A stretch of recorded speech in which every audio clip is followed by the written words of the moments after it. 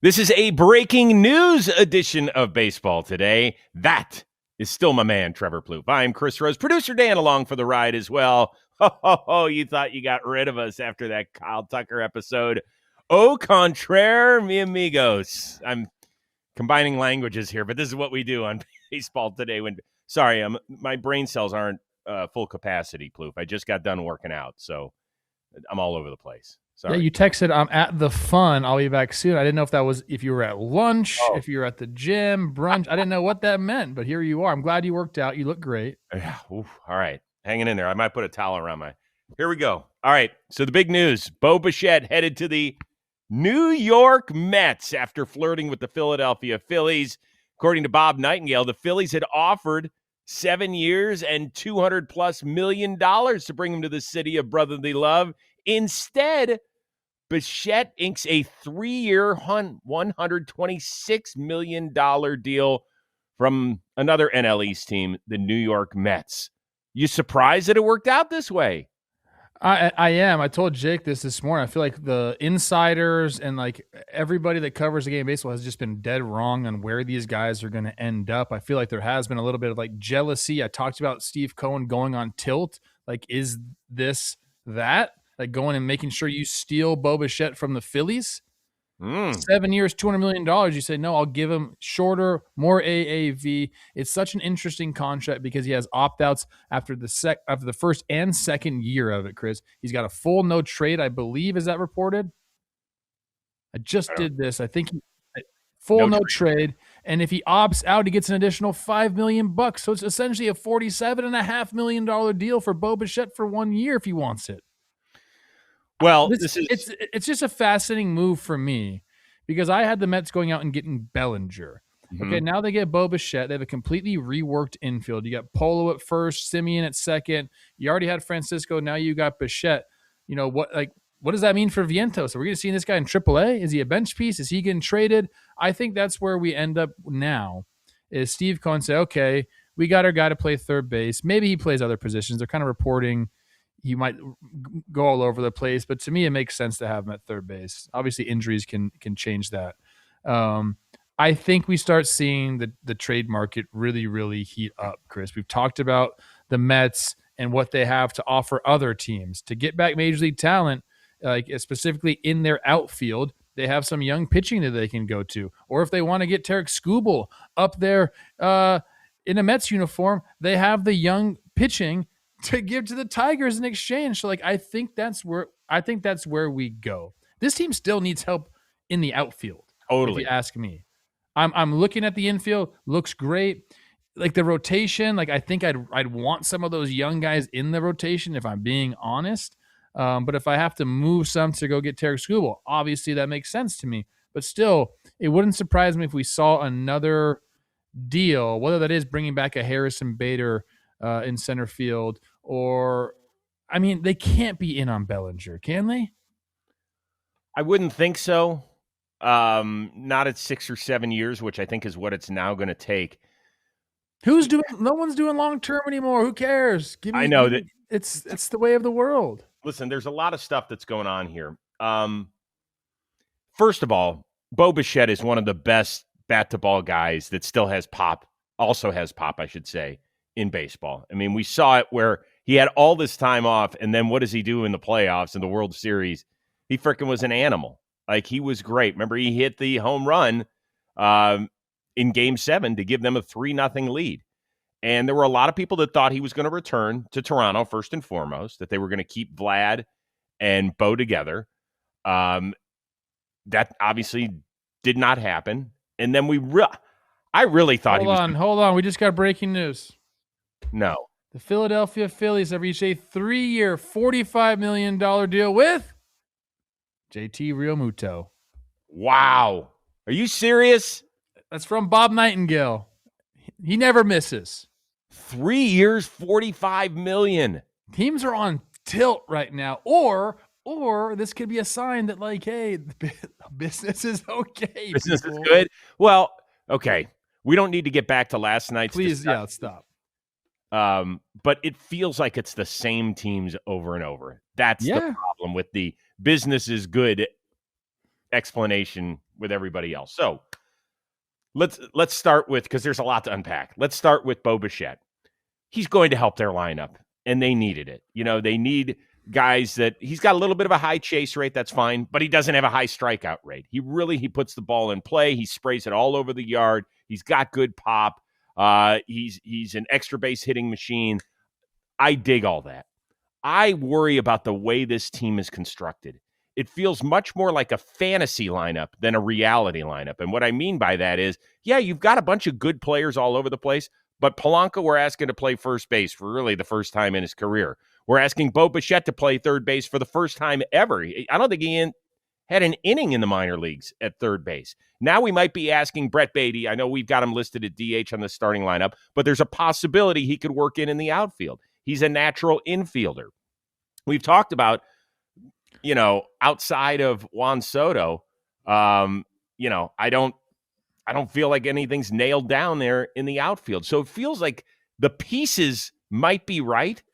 You know how you play those games where you have to get all the pieces right and in the right order? It feels like the Mets are accumulating the right pieces, but they're not being placed in the right areas of the field. It's how pitching has gotten so good. You're looking for hitters, and you'll figure out defense later. Some teams have zagged when most of the league has zigged. Like you look at the Blue Jays, they're looking for defense. I understand the Brewers look for defense and different things, but that's kind of like where we're at as in baseball as a whole. Like find the hitters, the guys that can hit at this level, and we'll figure out a defensive position. I don't enjoy that. I don't think that's optimal baseball. I don't think that's how I would construct a roster. Like I want guys comfortable at their positions. I believe in run prevention just as much as I believe in run scoring. So you're right though. Yeah, it's a lot of guys playing out of position. Can they handle it? The time will tell. Does Bo end up at second base? Do you move Marcus Semien to third base? He's more of a defensive minded guy anyway. Does that work out for you? There's a lot of questions here for sure. Again, I keep going back to this outfield. They got Juan Soto out there. Is Carson Benj going to be a guy who was drafted? When was that? In 2024 out of Oklahoma State? Is he just going to be in the lineup in 2026? Like, is that a possibility? I think they got it. I mean, he's. I just don't know. Well, he had 24 games in AAA last year in Syracuse and had a 583 OPS. I don't think that's a guy you want to just start right off. No, of course not. I do think that they're going to make at least one big trade. And I told you a few weeks ago that I thought that Steven Kwan was a perfect fit for them because offensively and defensively, he would help your team. He's still got 2 years of control left. You would get a 4-time Gold Glove left fielder. You would get a guy that can handle New York City. He's got the same personality every day. He's a flatliner. He just keeps everything the same. And in the playoffs, if they're fortunate enough to get there, which is somewhere they didn't get last season, he is a bad man up there because he makes pitchers work and he does not strike out. What's the return for that? Like, I don't think you trade one of the young pitchers for 2 years of Steven Kwan. I don't think he is.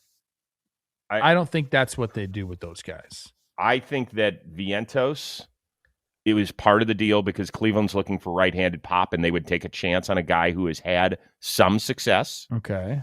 So I think if you're looking for major league help right now, and Cleveland couldn't sell that to their fan base that, hey, we're just taking a bunch of young kids. And then I just don't know enough about the other youngish guys. Like you paid so much money to basically get Luis Angel Acuna. Like, do you trade him away? That's risky. But you know what? Steve Cohn, we're past that 5-year, hey, if we're not here by 5 years in the World Series, then we got some issues. Well, we're past that now. And he's done everything he can. I mean, he came into the league, Chris, like he was the big dog, and then now he's just not. He's dealing with a group. It's you know what I mean? He's getting jumped by a bunch of guys, and he's by a bunch. No. Let's not say by a bunch. By the Dodgers and by the Blue Jays, and that's it. I'm saying jumped as in like, you're going to fight and like it's not a fair. Like the Dodgers they have a group. Yeah, but his goal was to be the East Coast version of the Dodgers. So the Dodgers are still dodgering. The Blue Jays have done a remarkable job. Wow. Can we talk? Let's talk a little bit about what this means for first of all the Blue Jays. Did you ever feel like he was going to go back to Toronto? No, because they had all sights set on Tucker. They signed Okamoto. Just it didn't seem like it was happening. Right. Like as soon as they signed Okamoto, I was like, okay, like if you bring Bo back, where does everybody else go? We already kind of have that going on on that roster. Guys who obviously are making a fraction of what Bo would make in the infield. So like you already have Barger, you already have Clement, you have Schneider. Like you have all these guys who you really feel good about. Then you sign Okamoto. It just seemed like it wasn't going to be a fit. At the beginning of the offseason, yes. But the more and more we got into it, the more and more it seemed like it wasn't going to be Bo and it was going to be shifted somewhere else. Now, they didn't bring in Kyle Tucker. Again, I keep reiterating, they've had a great offseason. Great. They truly have. So they didn't really need a ton, in my opinion. They kind of have their roster. So, yeah, I mean, that was interesting. The Phillies thing really picked up steam once Mattingly joined the coaching staff, and they had this meeting, and even the offer. They had the offer. They thought they were going to get him. And then the Mets just swooped in, man. Yeah, I look at Toronto's roster, and I think that if they go into spring training and you were to ask 100 fans, are you satisfied with what your team did in the offseason and with what they're going to battle with? It's going to be in the 90% range, absolutely. And the other two might have been sipping on too many Labatt's Blue or something, because I think they did a great job. I feel great about I love Labatt's. I could do that. Or Molson. I'm kind of a Molson guy, too. So I would feel great about it. Now I think we venture over to the Phillies, because it really felt like at the beginning of the week when they have these Zoom meetings and with Bob Nightingale reporting that, yeah, we'll go 7 for 200. And then minutes after Bo Bichette signs with the Mets, they announce, first of all, JT Realmuto, 3 years, $45 million. Good for him in his mid-30s to get that number. I don't think that's an overpay. I think that's great. This is a guy who is an unquestioned leader on that team and a guy that can handle your pitching staff and give you some offense out of the catching position, which I think is a cheat code, especially if the guys love throwing to you. So I love this. It always made sense. Still, even with bringing JT back, this has not been a successful offseason for the Philadelphia Phillies. So this is the question, is where does this team go from here? Because all they've done, I got to be careful in the way I'm phrasing it.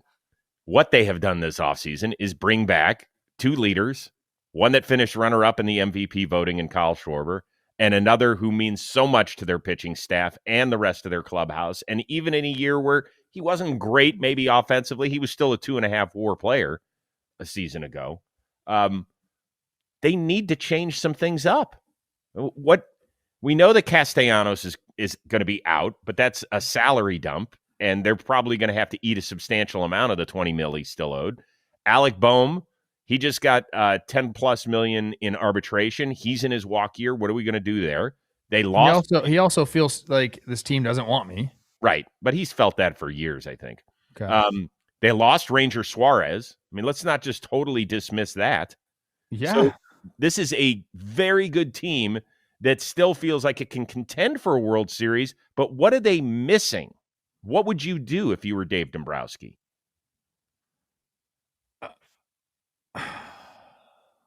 There's not much out there. I mean, Bellinger makes sense for this team. He does. He makes sense for this team. They also need outfield help. They need center field help. Now, you could say, well, we can go get Bellinger, and that adds another bat to the lineup.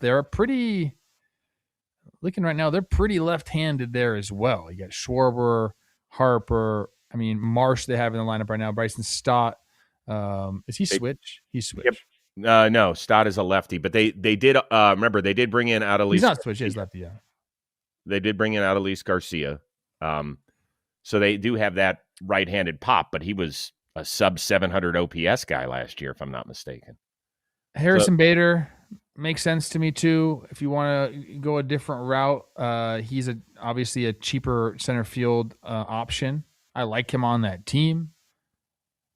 I think if they get Bellinger, and so then you end up bringing back Schwarber, You end up bringing back JT. You lose Ranger, but you bring in Belly. I think it's a win of an offseason. Brad Keller has to be mentioned too in the back end of the bullpen. Mm-hmm. Does that make it a win? Losing Ranger, bringing in Bellinger and Keller? Oh boy, this is a tough one for them. I really think. I mean, they brought in Luzardo basically as Ranger Suarez protection, like the imminent Ranger Suarez walk. Okay, but Luzardo had a really good season for them. I mean, I don't know how much better he's going to get than what he threw. I mean, he threw every 5 days. He made 32 starts last season. He struck out 216 guys. He gave him 183 innings. I would sign up. Like, I don't know how much better that can get. Do you hope that Aaron Nola? Yeah, I was gonna say the staff looks a little thin. Now that you're looking at it, really dissecting it, you got Sanchez and you have Luzardo. Like, when does Zach Wheeler? What's his deal? He had the thoracic outlet surgery, the good one. Mm-hmm. That was in September. Like, when is he going to be fully healthy come the season? I'm banking on him being a guy. Let's just bank on him being a guy. So you have a nice top three there. Then after that, there's some question marks. You have a young guy in Painter. You have Nola who struggled last year, and then Taijuan Walker, who, like, I don't think any Philly fans really want to count on in the rotation. You know what it feels like? It feels like we're giving Philly a little bit of a pass because when you look at the players, they're some of the most decorated that we've had in the sport in the last 15 years. At times, some of them have had longer windows like Harper and Schwarber and Realmuto, and some of them have had shorter windows where they've been excellent at times. You can throw Trey Turner in that group as well for longer spans. But does this feel like, oh, good switch on the Bohm. I saw that, Danny. Nice work. Okay. Do your NL power rankings right now as we stand a month from spring training. Dodgers are 1. Dodgers are 1.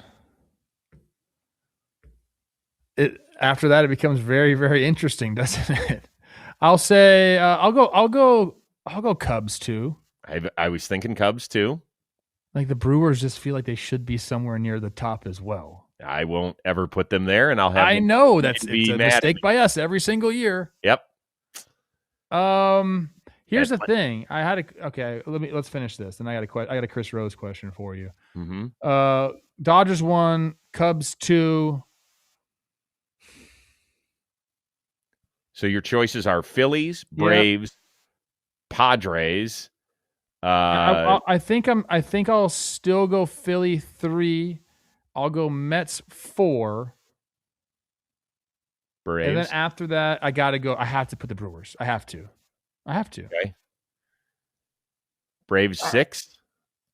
Braves are going to be a team that a lot of people are going to underrate coming into the season. I'd have to kind of like look at where the rosters are all at and what they're going to be by spring training. But like I have the Braves, the Padres. I have the Reds, who made the playoffs last year, mind you, in the discussion there for that kind of that 7 to 10 spot. I'd put the Giants in the 7 to 10 spot. Giants can be there for sure. How about the Pirates? Would you put them in a 7 to 10 spot? I would not. You would not, even though look, if this guy Connor Griffin comes up and is like who everyone thinks he is, that could change a lot of people's minds really, really quickly. I mean, the pitching staff's awesome. Pitching staff's amazing. Did we put the Reds in that group? I had the Reds in that group. Yeah, yes. We have to. Look, it's kind of the same cast of characters. It just depends how it's all going to shake down. But we can agree that both the Mets and the Phillies have work to do. Go ahead, caller. Chris Rose question for you. Great. Who would it be a bigger disappointment for if they did not win a World Series in this window? The Bryce Harper window of the Phillies or the Aaron Judge window of the Yankees? Wow. I feel like the Phillies have surrounded Harper with a little bit more. They have surrounded Bryce Harper with MVP candidates in Schwarber. They paid $300 million to Trey Turner. Also, let's call a spade a spade. Aaron Judge is a better hitter than Bryce Harper. Yeah. I don't think you're not going to get any much. Okay, I'm comparing him because of like the legacy that both these guys. I mean, these guys are both Hall of Famers, big, massive names, stars in big markets. That's why I'm putting them there. I love that question. In fact, I'm going to bring it back at probably when they play one another during the season. Okay, so cool. I'll have some time to think about it then. Dan Rourke obviously said Aaron Judge in the Yankees. Well, of course. Yankee fans are going to say one thing. Philly fans are going to say the rest. The other side of it. So let's let baseball fans just say whatever they want. I think I agree with you. Let's close this out unless you have any other thoughts.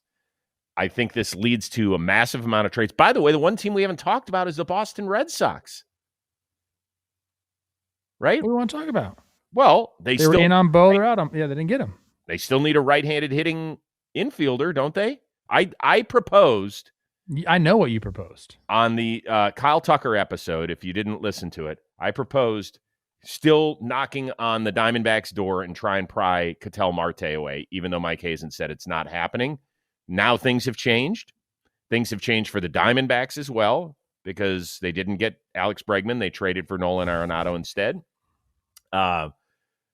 They could ship out an outfielder and a young, controllable starting pitcher for Ketel Marte. Now, those wouldn't be the only three pieces, I don't imagine, but I think that's a starting point. Is Jeremy Pena available? From Houston? I'm looking at good right-handed hitters. I don't know. Everyone's available, Chris. Scott Harris said that, not me. Well, come on. That's not happening. I don't know where did I go? There I am. There he is. Yeah, I think we've just put you in the penalty box because of your comment. That's what happened. Free agent after 2028, so he's got 2 more years. Stop. I'm just saying we've seen the Astros move on from their top talent. And they need outfield help. Okay, so now you're starting to get on my level. This big baseball brain of mine. Mm-hmm. I mean, that's not a bad call, Chris. That's not a bad call. It's not horrible, but I couldn't give up. Okay, another Chris Rose question for you. Who's more available, Junior Caminero or Jeremy Pena? Will you stop with these are annoing questions. Now you're getting it. I don't like these at all. Why do you ask me these? Why would Junior Caminero be available? Because everyone's available for the right price. You don't think the Rays love like young pitching that the Boston also has? You know what else they like? 40 and 100 from a guy who's got no service time. Yeah, I know. I mean, I'm saying that's why I put him in there. Who's more available? It's a good question. All right, I think we've run the gamut. This is awesome. We love breaking news. We love giving it to you as well. Next week, Jacob Wilson to the Red Sox. You heard it here first. Stop that now. Stop that. The guy just had a rookie year. I'm telling you, I'm thinking outside the box, Chris. Me and Craig Breslow. I almost said Chaim Bloom. Me and Craig Breslow. All right. A lot of people, we got a lot of stuff to comment about. Bo Bichette to the Mets. Do we like it, love it, or are you a little worried because of what it's going to do to the defense? What do the Mets do from here to help their outfield? Does it mean they're going to go get Cody Bellinger now? Does Mets ownership step on the accelerator here? What do the Phillies do now that they've offered a guy $200 million and he said no? Part one is they brought back JT Realmuto, but that doesn't mean that they've necessarily improved their team from last year, right? He was a member of it. Does Toronto do anything now that they didn't get Kyle Tucker and Bo Bichette is not coming back there, or are they just perfectly fine, the AL champs, going into spring training in a month? The Boston Red Sox, they were sniffing around on Bo Bichette. They don't get him. They don't bring Bregman back. What do they do? A lot of stuff for you to think about. Give us your National League power rankings, please. Give us your top 6. Give us your playoff teams, if you don't mind. And I like your questions too. The Judge Harper one, I enjoyed that one. Marcelo Meyer and Jaron Duran for Jeremy Pena. Who says no? I think the Red Sox say no. I love this. This is so fun. I do too, but I think that Houston would want a pitcher too. And it doesn't mean that a pitcher can't go back to Boston. Yeah, they well. could. They got some young guys. They got some young guys. They do. I mean, I'm so bad at this, but it's so fun to do. It is fun. It is fun. And just when you say, "Oh, that sounds freaking crazy," like stupid, like radio talk show type shit, some of it happens. Jarren Duran, free agent after 2029, so he's got 3 years of service time available. Marcelo Meyer's got the whole gamut, basically. Yeah. I mean, Jarren Duran is the guy that has played Major League Baseball the longest and still is the furthest from free agency. Yeah. I'm telling you, Jeremy Pena might be the biggest trade chip available, baby. This was fun. Congratulations to the Mets. It certainly makes it super interesting. I got to check in on our buddy Jolly Olive, see how he's doing. I'm sure he put out a nice episode from his Mets handle, so it's good. We appreciate everybody joining us. Go check out the Kyle Tucker edition. A lot of back and forth on what it means for the future of baseball. Are we definitely going to be shutting down after the CBA? Somebody on this show is optimistic that it won't happen. Somebody's a little more pessimistic. You can chime in as well. Everybody have a good, safe weekend out there. It's a holiday weekend. And we will see you again next week. We got the Hall of Fame class that's going to be announced on Tuesday. We can't wait for that. We'll have an episode coming out on Wednesday following that. So just make sure you tune in. For our one-of-a-kind producer, Dan Rourke, the uber-talented Trevor Plouffe, enjoy the Windy City, my friend. I am Chris Rose. We will see you soon. Who knows when here on Baseball Today.